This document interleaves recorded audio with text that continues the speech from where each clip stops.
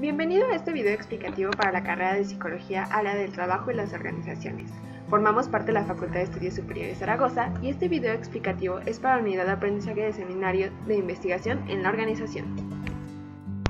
El equipo está conformado por Clemente Molina, Óscar Ariel, Blanca Arpano, Eric Iván y su servidora Hernández Teforelli, y hoy les explicaremos la medición cualitativa dentro de la investigación. ¡Comencemos! Hagamos un breve repaso. Recordemos que el enfoque cualitativo surge como una alternativa de un paradigma racionalista, ya que existen cuestiones o problemáticas que no pueden ser explicadas de forma cuantitativa. De esta manera, el enfoque cualitativo tiene ciertas características, como por ejemplo, ocupa técnicas de grupos de discusión y entrevistas a profundidad, que son las que veremos más adelante. Las personas deben sentir que sus respuestas son anónimas. Asimismo, analiza discursos con la finalidad de conocer los valores, normas culturales, prejuicios y actitudes, en este caso de las organizaciones. En la medición cualitativa, los datos son principalmente las opiniones de los trabajadores, sus preferencias, tendencias, gustos, grados de acuerdo y desacuerdo, por lo que es difícil medirlas. Las alternativas recomendadas son diseñar variables categóricas o escalas que permitan obtener una medición más precisa de los datos. De esta manera, es más fácil para la organización conocer la opinión del trabajador y buscar soluciones a los problemas que se encuentren. Los grupos focales son considerados un método de medición cualitativa, que son un espacio de opinión para captar el sentir, pensar y vivir de los individuos, provocando autoexplicaciones para obtener datos. Surgieron en la década de los 30, cuando los investigadores sociales se cuestionaron si la influencia excesiva de los investigadores distorsionaba la respuesta de los participantes, por lo que se buscó crear técnicas que les dieran mayor libertad a estos. Y para la década de los 80 y 90 se comenzaron a usar grupos focales dentro de las organizaciones. Como todo, los grupos focales tienen sus ventajas y desventajas.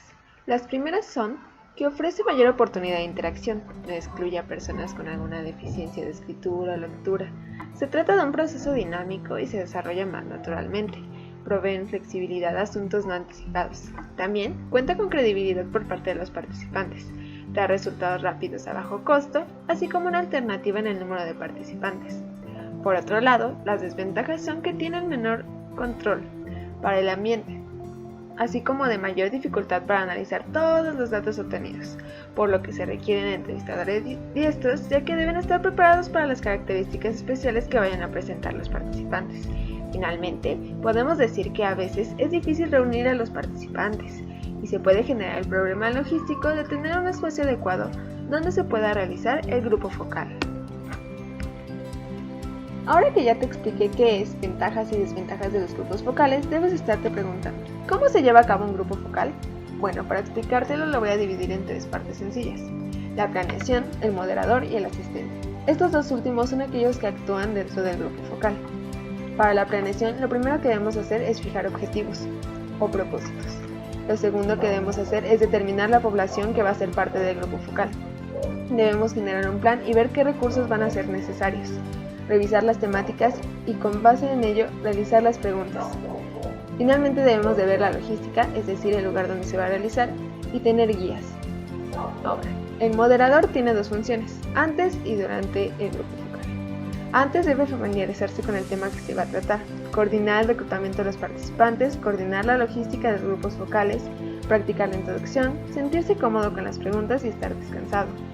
Durante el grupo focal deberá llegar temprano, ubicar a las personas generalmente en una mesa redonda, dar la bienvenida al inicio del grupo, comenzar y terminar en el tiempo previsto, generalmente es de 1 hora y media a 2 horas, guardar su opinión, controlar las reacciones verbales y no verbales, y al final preguntar si algo ha quedado sin comentar. El asistente generalmente va a ayudar al moderador.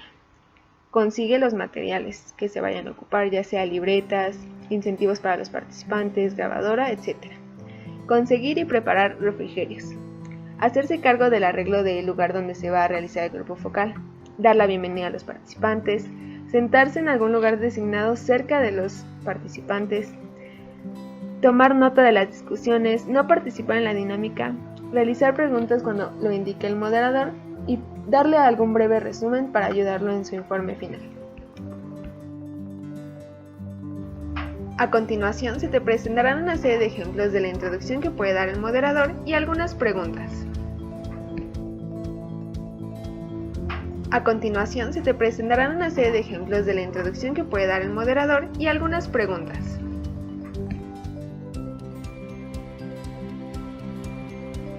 Por último, te hablaré del análisis de los grupos focales.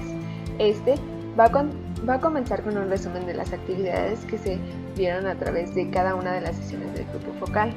Se recomienda hacer una transcripción total de las actividades con palabras exactas de los participantes, sin dejar de fuera la subjetividad ni las expresiones. También se pueden generar tablas en las que se haga una categorización del tipo de respuestas o de opiniones que dieron los participantes y así poder compararlas para alcanzar una mayor comprensión de todo lo que rodea la temática. Finalmente, se debe hacer una reflexión sistemática de todo lo que se comentó dentro de los grupos focales y finalmente ver si se puede lograr el objetivo que se planteó al inicio del grupo focal. La entrevista es una técnica muy utilizada para la recolección de datos cualitativos.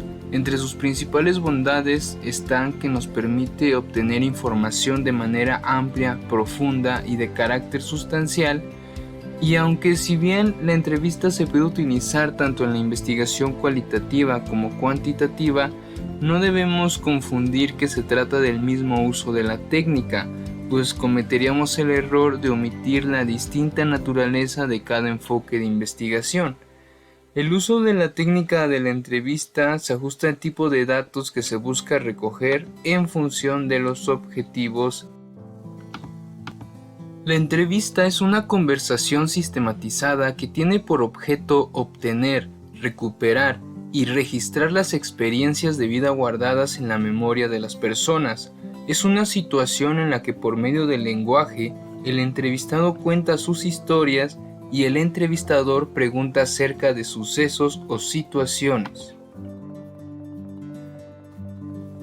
Además, implica establecer condiciones favorables para que se pueda obtener una conversación abierta y flexible en la cual puedan salir a flote rasgos personales e identitarios, lo cual no es posible y ni siquiera es deseable en situaciones de investigación cuantitativa en las que se privilegia sobre todo el carácter objetivo de la información. Hay dos grandes clasificaciones de la entrevista, cada una con sus criterios específicos. Sin embargo, debemos aclarar que no hay algo parecido a la entrevista perfecta o a la entrevista ideal, sino que contamos con opciones y el valor de cada una va a depender de los objetivos y el propósito de la investigación. Estas dos grandes clasificaciones a la vez se subdividen. La primera clasificación de las entrevistas es por la estructura de la guía de preguntas y se subdivide en entrevistas estructuradas, en entrevistas semiestructuradas y en entrevistas no estructuradas. También pueden clasificarse de acuerdo al método del cual se derivan y hay dos tipos, la entrevista etnográfica y la entrevista narrativa. Las entrevistas estructuradas o enfocadas tienen la característica de que las preguntas se fijan de antemano con un determinado orden y se aplican de forma rígida a todos los sujetos del estudio. La ventaja que ofrecen es la sistematización, la cual facilita la clasificación y el análisis de la información, y también presentan una alta objetividad y confiabilidad. La desventaja pues es la poca flexibilidad que tienen y la falta de adaptación al sujeto y también una menor profundidad en el análisis. En cambio, las entrevistas semiestructuradas presentan un mayor grado de flexibilidad que las estructuradas debido a que parten de preguntas planeadas que pueden ajustarse a los entrevistados, lo cual nos da la posibilidad de motivar al interlocutor, de aclarar términos, de identificar ambigüedades, así como de reducir formalismos.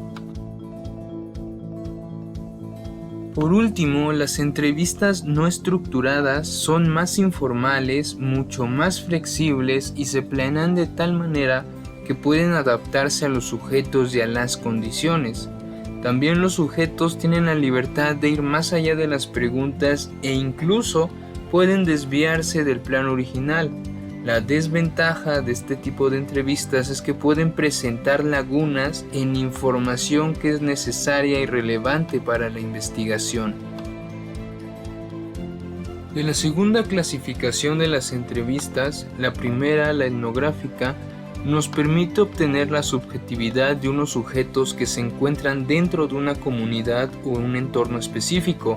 Esta subjetividad será objetivada por el investigador, quien le dará una interpretación tratando de reconstruir la realidad descrita por el entrevistado. Esta entrevista nos proporciona una lectura de lo social a través de la reconstrucción del lenguaje, en la cual los entrevistados expresan sentimientos y deseos, y por tanto esta técnica es muy útil para el conocimiento de los hechos sociales y el análisis de los procesos de integración cultural o el estudio de los sucesos que ocurren en la formación de identidades. El núcleo central de la entrevista narrativa arranca de la narración del entrevistado de un suceso que él haya vivido personalmente. Esta entrevista, a diferencia de las otras, no cuenta con una guía de entrevista y sucede de manera improvisada. En esta, la función del entrevistador consiste en motivar al entrevistado para que relate de principio a fin una historia referida a un suceso, poniendo especial énfasis en los acontecimientos relevantes para la investigación. Esto se hace posible por medio del posicionamiento de una o más preguntas de carácter generativo al comienzo de la entrevista. A continuación, se presentarán las referencias por si quieres saber un poco más. A continuación, se presentarán las referencias por si quieres saber un poco más. Eso ha sido todo por nuestra parte. Gracias por ver y hasta la próxima.